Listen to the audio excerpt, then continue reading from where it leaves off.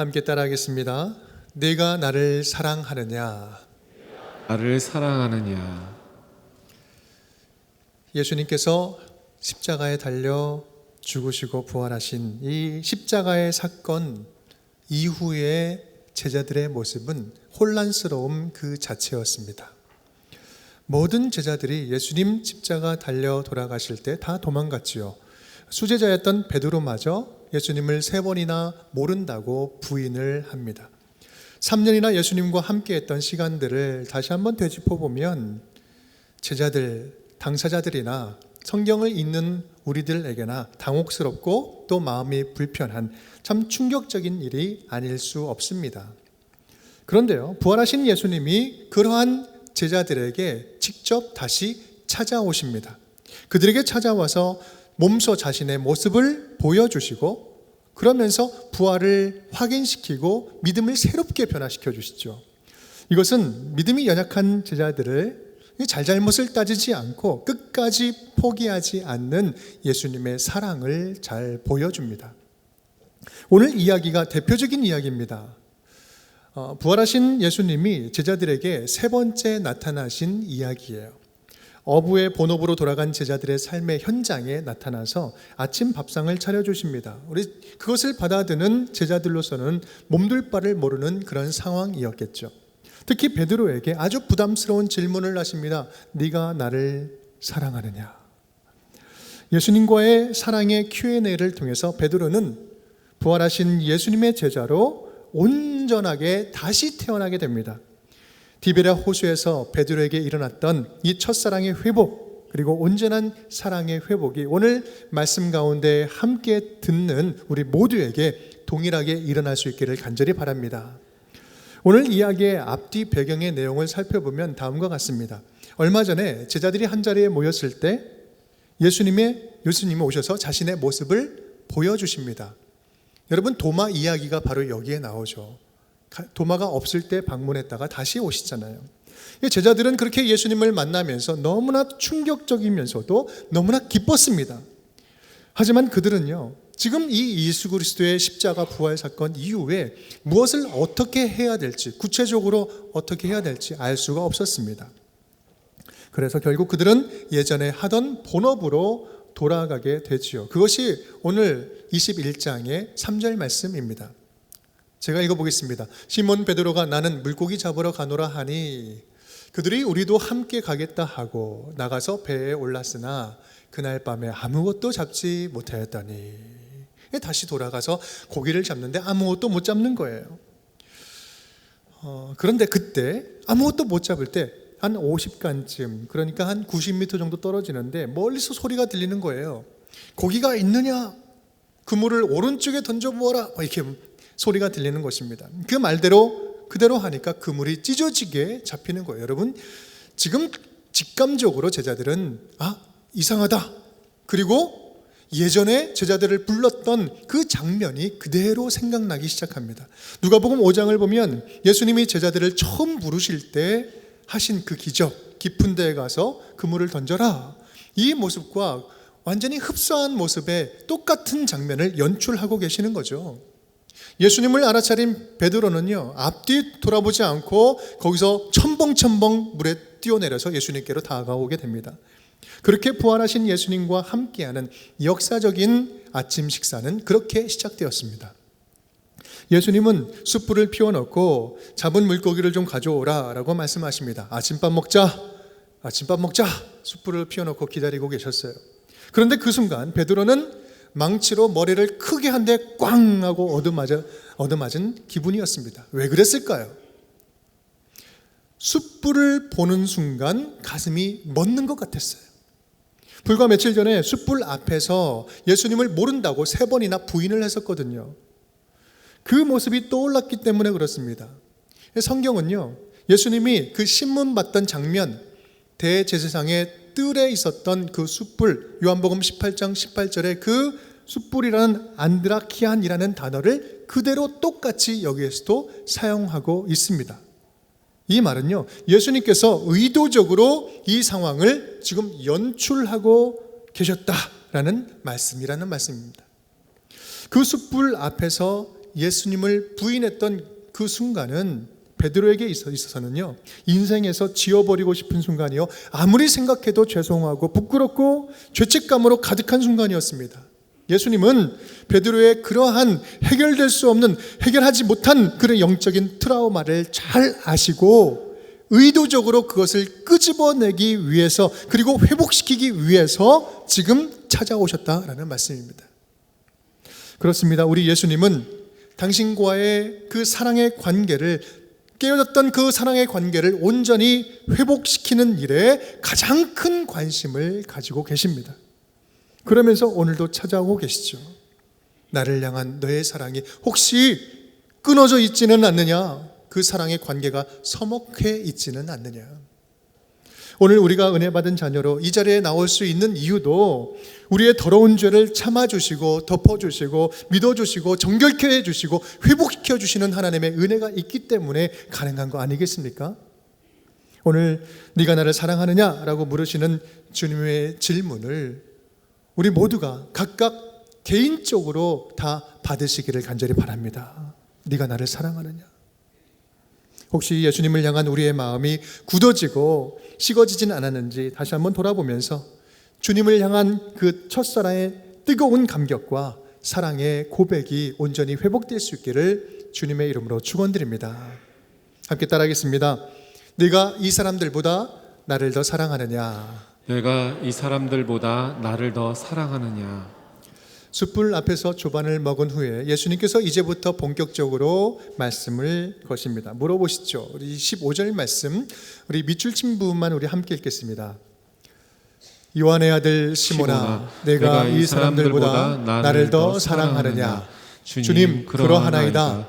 내가 주님을 사랑하는 줄 주님께서 아시나이다. 아멘. 사실 이 질문은요, 베드로에게 있어서 가장 대답하기 힘든 질문입니다. 만약에 예수님이 네가 나를 진짜 믿느냐? 네가 나를 좀 잘 아느냐? 라고 물어보신다면 베드로는 나름 자신 있게 대답할 수 있었을 것입니다. 그런데요, 네가 나를 사랑하느냐? 라는 이 질문은 베드로에게 있어서는 정말 괴로운 질문이었어요. 사실 며칠 전까지만 해도 베드로는 자신이 있었습니다. 다른 사람들은 다 도망간다 할지라도 나는 끝까지 예수님을 지킬 것이다 호언장담을 했었죠. 그런데 어땠습니까? 그 다짐은 처참하게 무너졌고 예수님을 모른다고 철저하게 3번이나 배신합니다. 이것은 변명의 여지가 없는 완벽한 배신이에요. 지난 3년의 관계는 어디 가고 자기 목숨 나 살겠다고 스승을 버려버린 거예요. 그런 그에게 나를 사랑하느냐? 그 죽었던 예수님이 스승이 찾아와서 나를 사랑하느냐 다시 물으실 때 베드로는 쥐구멍이라도 들어가고 싶었을 것입니다. 더욱이 그 첫 번째 질문은 이 사람들보다 더 나를 사랑하느냐, 다른 사람들보다 더 사랑하느냐라고 물으시는 거예요. 여러분, 베드로가 얼마나 자신이 있었습니까? 자부심도 대단했고 둘째가라면 서러운 예수님의 수제자였습니다. 하지만 지금은 다른 제자들보다 더 사랑한다라고 이야기할 수 있는 상황이 아니에요. 아니, 오히려 더 배신을 했어요. 그래서 그는 아주 소극적으로 대답합니다. 그렇습니다. 내가 주님을 사랑하는 줄 주님이 아십니다. 주님이 아십니다. 소극적으로 대답하고 있어요.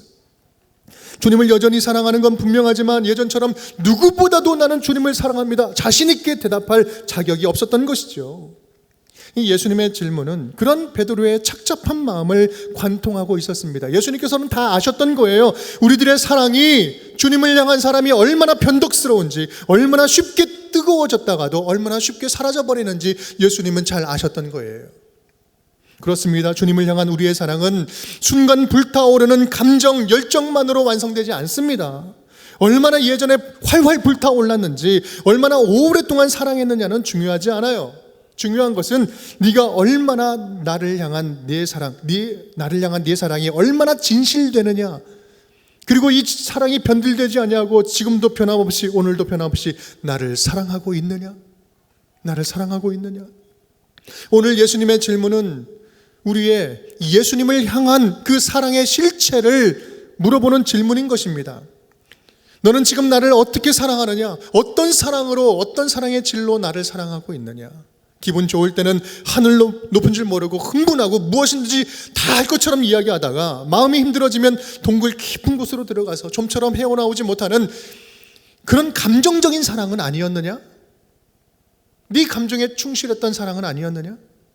나를 사랑한다고 하면서 자기 의로움에 취해 있는 종교 생활하고 있지는 않았느냐? 나 정도면 괜찮아. 이 정도면 괜찮지 뭐. 스스로 만족하면서 다른 사람들은 정죄하고 자기는 교만한 자기중심적인 사랑은 아니었느냐? 물에 물 탄 듯 술에 술 탄 듯 믿음 생활하는 너의 그러한 부실한 사랑의 실체를 알고 있기는 하느냐? 여러분, 주님이 우리에게 원하시는 온전한 사랑은요, 철저하게 말씀 앞에 순종하는 사랑이에요. 말씀에 순종하는 사랑이에요. 요한복음 14장 21절 이렇게 이야기합니다. 함께 읽어보겠습니다. 나의 계명을 지키는 자라야 나를 사랑하는 자니 나를 사랑하는 자는 내 아버지께 사랑을 받을 것이요 나도 그를 사랑하여 그에게 나를 나타내리라. 아멘. 나의 계명을 지키는 자라야 나를 사랑하는 자다. 진짜 사랑은요, 자기 감정에 의존하는 사랑이 아니라 하나님의 말씀에 의존하여서 철저하게 순종하는 사랑이 진짜 사랑이라는 거예요. 예수님은 우리를 사랑하시되 십자가에서 달려 죽으시기까지 사랑하셨습니다. 여러분, 십자가의 순종이 바로 사랑의 절정을 보여주고 있는 것입니다. 예수님이 알려주시는 그 온전한 사랑은 그런 하나님의 마음, 하나님의 뜻을 온전히 순종하고 믿고 따르는 순종하는 사랑을 말씀하는 것이죠. 사랑하는 여러분, 우리 예수님을 향한, 우리 주님을 향한 우리의 사랑을 다시 한번 돌아보며 점검할 수 있기를 간절히 바랍니다. 이전에 베드로처럼 열심히 믿고 섬기고 따른다고는 하지만 자기중심적인, 내중심적인 사랑은 아니었는지 한번 돌아볼 수 있기를 바랍니다. 주님 앞에서 다시 사랑의 회복을 위해서 어렵사리 발걸음을 떼는 이 베드로의 고백 위에 주님께서는요, 기대하지 않았던 말씀을 주십니다. 그것은 바로 내 어린 양을 먹이라. 어린 양을 먹이라. 베드로에게 목자의 역할을 다시 주시는 것이죠. 주님을 배신함으로 스스로 나는 안 될 인간이야, 나는 배신자야 라고 스스로 낙인 찍었던 그 베드로의 인생에게 다시 한번 벅찬 기회, 회복의 기회를 주님께서 주신 것입니다. 비록 네가 연약하고 실수하고 넘어지고 부족해도 나와의 온전한 관계가 회복되고 내 사랑이 너에게 부음받으면, 너에게 사랑이 충만하게 회복되면 너를 통해서 내 사랑이 여전히 흘러갈 것이다. 내 양을 먹이라. 이 말은요, 우리 주님께서 베드로를 용서해 주셨다는 말씀이에요. 용서해 주셨다. 다시 너를 믿고 쓰시겠다라는 말씀입니다. 죄가 용서받고 마음이 치유되고 관계가 회복되고 사랑으로 채워져서 다시 쓰임받는 종이 된다는 것, 여러분, 이것처럼 감격적인 일이 어디 있겠습니까? 이것처럼 기쁜 일이 어디 있겠어요? 오늘 저와 여러분에게도 이러한 회복이 있길 간절히 축복합니다. 이러한 사랑의 회복이요, 사명의 회복이요, 내가 다시 너를 내 종으로 너를 귀하게 쓰겠다라고 주님께서 약속해 주시는 복된 은혜가 넘치는 시간이 되기를 주님의 이름으로 축원드립니다. 우리 두 번째 함께 따라하겠습니다. 내가 나를 사랑하느냐? 내가 나를 사랑하느냐? 예수님은 이어서 두 번째로 질문하십니다. 첫 번째와 거의 동일한 질문이세요. 우리 16절 말씀을 함께 읽겠습니다. 또 두 번째 이르시되 요한의 아들 시몬아, 네가 나를 사랑하느냐 하시니 이르되 주님, 그러하나이다. 내가 주님을 사랑하는 줄 주님께서 아시나이다. 이르시되 내 양을 치라 하시고. 아멘. 첫 번째 질문과 거의 유사한데 좀 차이점이 있다면 뭐가 생략된 부분이 있습니다. 그것은 바로 내가 이 사람들보다라는 이 표현이 생략되어 있어요. 우리는 뭔가를 비교할 때 평가하기 쉽고 또 비교할 때 대답하기도 쉬워요. 우리 집은 윗집보다 좀 조용하다. 뭐뭐보다 조용하다. 친구보다 너는 키가 더 크다. 나는 너보다 더 잘생겼다. 뭔가 이렇게 비교하는 거죠. 누구보다 빠르다. 그러다 보니 우리는 상대적인 우월감으로 자기를 합리화시키는 경우가 참 많이 있습니다. 예를 들면 나보다 더한 사람도 많은데 이 정도면 괜찮은 거야. 나보다 못하는 사람도 많이 있는데 이 정도 하는 거 고맙게 생각해야지 뭐. 이게 하나님 앞에서 절대평가하는 것이 아니라 상대평가하는 거예요. 그러면서 만족하는 거예요. 그러면서 해야 할 것을 하지 않는 것이에요. 신앙생활에 있어서도 마찬가지입니다. 여러분, 예수님의 이 두 번째 질문은 바로 그 부분을 좀 더 깊게 다루고 있는 거예요. 베드로의 신앙에 대한 상대평가 질문이 아니라 절대평가 질문을 하고 있는 거예요. 딴 사람 생각하지 말고 다른 사람보다 좀 더 열심히 하고 좀 더 잘하는 거 생각하지 말고 비교하지 말고 너는 나를 향해서 얼마나 진실된 사랑을 하고 있느냐, 얼마나 순결된 사랑을 하고 있느냐. 성도들의 신앙생활하는 모습을 보면 교회 안에 비교급 신앙과 최상급 신앙이 있습니다. 비교급 신앙과 최상급 신앙이 있습니다. 끊임없이 다른 성도들과 비교하면서 상대적인 우월감을 가지고 상대적인 또한 열등감을 가지면서 깊이 그 가운데 빠져 살아가고 있어요. 열심히 신앙생활은 하는데 두 양 모두가 다 행복하지 않아요. 이것을 비교급 신앙이라고 합니다. 이런 비교급 신앙은 자기의 영성뿐만 아니라 이 함께하고 있는 공동체를 함께 멍들게 합니다. 그런데 더 심각한 것은 이 비교하는 것을 자기와 비교하는 것, 그것을 뛰어넘어서 다른 사람과 다른 사람을 비교하는 거예요. 성도와 성도를 비교하고 교회와 교회를 비교하고 규모와 규모를 비교하고 목사와 목사를 비교해요. 그럼 평가합니다. 여러분, 비교하고 판단하는 순간 자기가 교회 머리 꼭대기에 앉아있게 되는 거예요. 여러분, 이것이 이때가 가장 위험한 교만과 정죄의 유혹에 빠지는 때라는 사실이에요. 여러분, 그런 비교는요, 감동도 없고 도전도 없고 은혜도 없습니다. 여러분, 비교하기 시작하면 하나님께서 마련하신 이만한 그런 은혜도 다 사라져버리는 거예요. 물론 비교하는 마음 안에는요, 사랑도 있을 수가 없습니다. 그것은 변화를 일으키지 않습니다. 여러분, 코로나를 거치면서 가장 큰 변화가 있다면 온라인 세계가 활짝 열렸다라는 거예요. 좋은 강의와 유명한 목사님들의 설교 말씀을 터치 몇 번만 하면 쉽게 선택해서 들을 수 있게 되었습니다. 여러분, 이게 얼마나 감사한 일인지요. 여러분, 될 수 있는 대로 많이 들으십시오. 그래서 말씀의 은혜를 풍성히 누릴 수 있기를 간절히 바랍니다. 그런데 여러분, 그런 설교와 강의들이 저와 여러분의 교회 생활을 대체할 수 있다고 생각하십니까? 하나님께서 우리에게 더욱 편리한 온라인 세계를 허락하셨을 때 네가 다니는 교회를 대신해서 인터넷 쇼핑 교회를 다니라고 주시는 것일까요?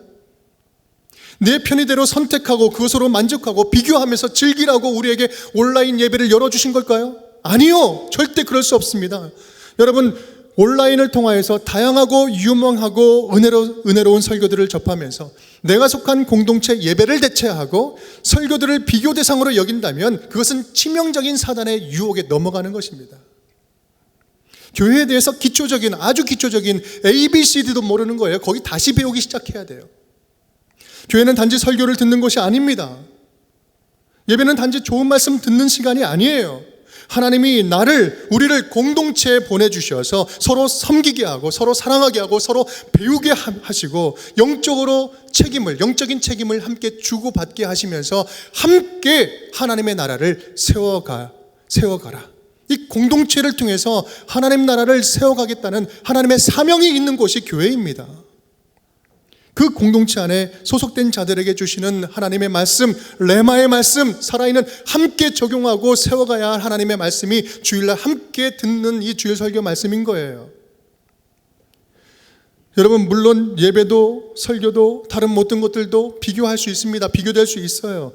비교 자체가 악한 게 아닙니다. 비교를 통해서 서로 배우고 더 발전할 수 있습니다. 다만 중요한 것은, 다만 이 시간 바라는 것은 우리들의 믿음이 비교급 신앙이 아니라 주님 앞에 절대적인 신앙, 최고급 신앙이 될 수 있기를 간절히 축복합니다. 다른 사람과 비교해서 잘하는 상대급 신앙이 아니라 코람되어 주님께 인정받고 주님께 칭찬받는 최고의 최상의 절대급 신앙이 될 수 있기를 간절히 바랍니다. 주님이 내게 주신 사랑은 최고의 사랑입니다. 가장 좋은 것을 지금 이 시간 우리에게 주시는 줄 믿습니다. 하나님이 주신 이 최고의 사랑에 감사하며 내가 드릴 수 있는 최고를 주님께 드리겠습니다 고백하는 것이 진정으로 하나님과 온전히 예배로 만나는 놀라운 축복인 줄 믿으시기 바랍니다. 그러한 하나님의 놀라운 은혜가 우리 운정의 모든 식구들에게 다시 한번 회복될 수 있기를 주님의 이름으로 축원드립니다. 세 번째, 함께 따라하겠습니다.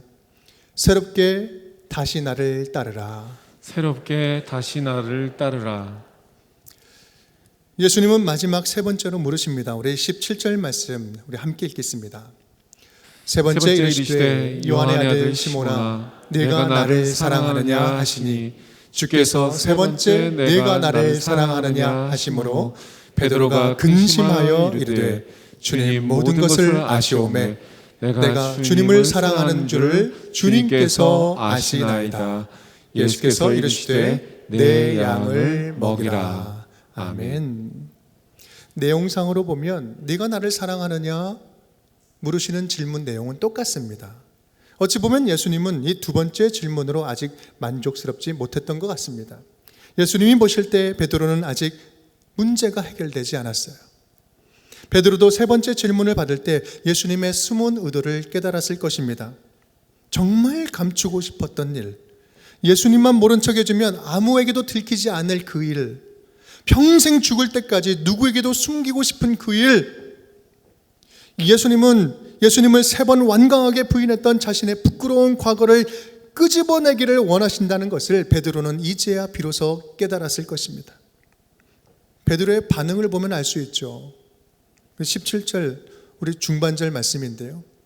주께서 세 번째 네가 나를 사랑하느냐 하심으로 베드로가 근심하여 이르되, 너무나 고통스러운 거예요. 너무나 근심에 빠진 거예요. 그러면서 대답합니다. 주님께서 모든 것을 아시지요. 이건 뭔가 좀 달라졌습니다. 주님 그렇습니다 라고 얘기했던 대답은 빠지고요. 주님께서 모든 것을 아십니다 라는 것이 지금 빨간 글씨 부분이 추가되고 있는 거예요. 주님, 내가 진짜 주님을 사랑합니다. 그런데요,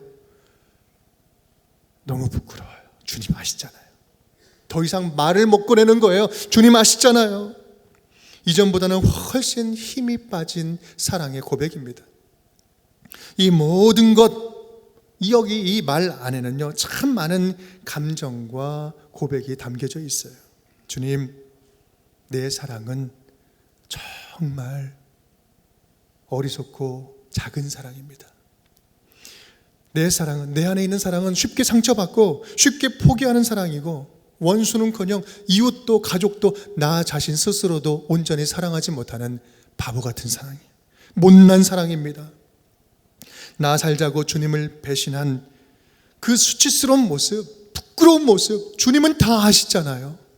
누구에게도 자랑하지 못할 이 부끄러운 믿음, 주님이 씻어주시지 않으면 결코 주님 앞에 설 수 없는 영적인 거지인 저, 아무것도 주님 안에서 내세울 것 없는 영적인 거지인 나를 주님 아시잖아요.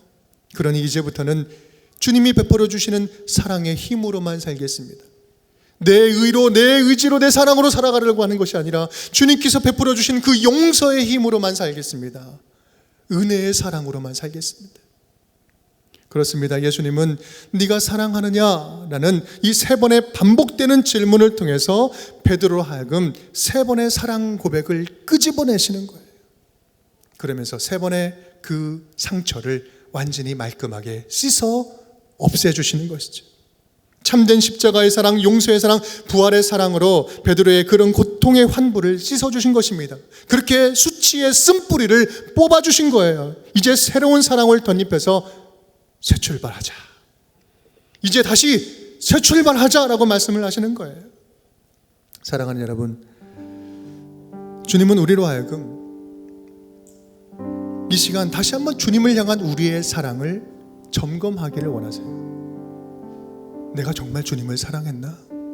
주님을 사랑하는 사랑이 얼마나 진실됐었나? 오늘 주님께서는요, 오늘 말씀을 통해서 주님을 향한 우리의 사랑을 확인받고 싶어 하시는 거예요. 사랑하는 정상아, 네가 나를 사랑하냐? 네가 다른 사람들보다 더 사랑하냐? 아니, 다른 사람들 신경 쓰지 말고 정말 순결하게 깨끗한 사랑으로 나를 변함없이 사랑하고 있느냐? 그 사랑으로 다른 사람들도 사랑하고 있느냐? 그 온전한 사랑을 회복해보자. 착각하지 말고, 자기 자신을 스스로 속이려고 하지 말고 진정한 나를 향한 사랑이 회복되길 원한다. 그 사랑을 가지고 나를 따라오지 않으련? 여러분, 우리는 최대의 명절인 추석을 보내고 있습니다. 우리 내일까지 연휴죠. 우리는 다양한 모습으로 추석을 지금 보내고 있습니다. 홀로 계신 분들도 계시고요, 멀리 가지 않으신 분들도 계시고, 집에 모시는 분들도 계시고, 또 멀리 떠나신 분들도 계십니다. 멀리 있으나 가까이 있으나, 만날 수 있으나 만날 수 없으나, 모든 곳에서 바로 이 예수님이 말씀하시는 참 사랑의 모습이 온전히 회복될 수 있기를 간절히 축복합니다. 사랑을 회복하시고자 하는 예수님의 마음이 지금 저와 여러분에게 충만하게 넘치기를 간절히 바랍니다. 주님은 지금 거기에 관심을 가지고 계신 거예요. 너희들 가운데 관계가 깨지고 상처받고 관계가 상한 상태로 그냥 그저 그렇게 만족하면서 살고 있지는 않느냐? 나는 그 깨진 곳이 아프다, 그 상한 곳이 아프다. 나는 그 사랑이 회복되기를 원한다. 오랜만에 가족끼리 만나면 오랫동안 가라앉았던 감정들이 드러나고는 합니다. 반갑기도 하지만 때로는 깊은 상처와 관계의 쓴뿌리로 인하여서 서로 괴롭게 하는 경우들도 있어요. 오늘 명절을 보내면서 다시 한번 주님 안에 있는 참 사랑이 회복될 수 있기를 간절히 축복합니다. 다시 주님을 향한 사랑의 고백이 회복되고 끊어졌던 그 사랑들이 다시 이어질 수 있기를 간절히 바랍니다. 그렇게 사랑을 흘려보낼 때 모든 쓴뿌리를 뽑고 치유하고 회복시키시는 주님의 사랑과 은혜가 지금 저와 여러분이 있는 모든 곳을 주님 안에 있는 샬롬으로 채워주실 줄을 믿습니다. 마지막으로 예수님께서는 하시고자 했던 그 말씀을 마지막에 하십니다. 19절 하반절 말씀인데 함께 한번 읽어보겠습니다. 밑줄 짚음만 이 말씀을 하시고 베드로에게 이르시되 나를 따르라 하시니, 사랑 고백하고 사랑을 확인한 후에 이제 나를 따르라 말씀하십니다. 회복된 사랑으로 따르라 라고 말씀하십니다. 물론 이 사랑으로 따르는 길은 고난이 있고 아픔과 죽음의 두려움이 있는 곳이지만 영광의 길이기도 하다. 그러니 나와 함께 사랑하며 살아가보자. 오늘 그 말씀 붙잡고 지금 있는 모든 곳에서 사랑으로 승리하는 우리 운정의 모든 가족 식구들이 될 수 있기를 주님의 이름으로 축원드립니다. 함께 찬양 부르면서 마치겠습니다. 사랑합니다 나의 예수님, 우리 고백하며 나아가겠습니다. 사랑합니다 나의 예수님, 사랑합니다 아주 많이요. 사랑합니다 나의 예수님, 사랑합니다. 그것뿐이에요. 다시 한번 우리 가슴에 손을 얹고 사랑합니다 나의 예수님, 사랑합니다 아주 많이요. 사랑합니다 나의 예수님, 사랑합니다 그것뿐이에요. 사랑한다 하더라 내가 너를 잘 알아더라. 사랑한다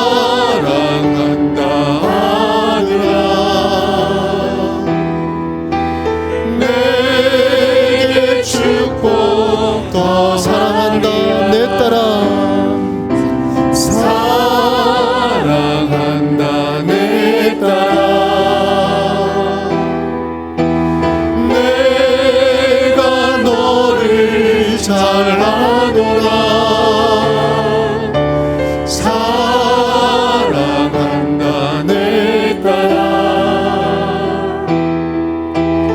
내게 축복 더하리라. 기도하겠습니다.